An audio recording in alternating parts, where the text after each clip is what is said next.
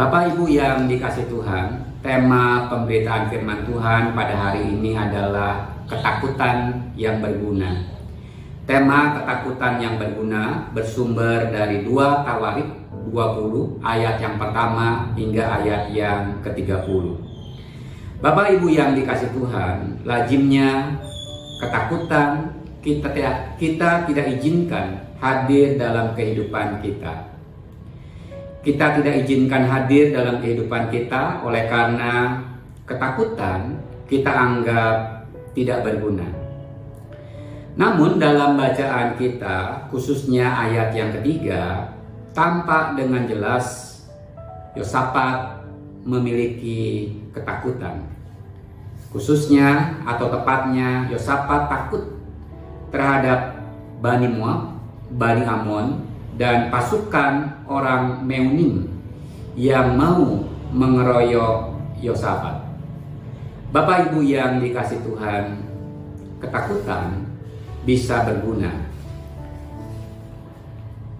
Ketakutan bisa berguna bila yang pertama tidak overdosis. Ketakutan tidak berlebihan sehingga kita tidak dikuasai oleh ketakutan.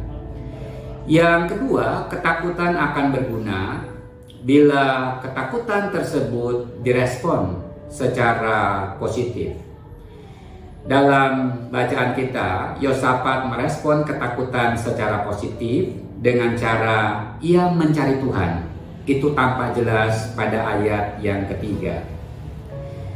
Ketakutan akan berguna bila bukan sebagai tahap akhir, melainkan ketakutan sebagai tahap kreatif untuk memohon pertolongan Tuhan. Dan itu yang dilakukan oleh Yosafat pada ayat yang keempat.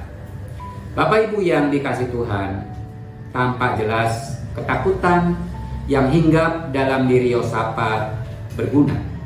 Karena yang pertama, dia tidak overdosis. Yang kedua, ketakutan direspon secara positif dengan cara mencari Tuhan.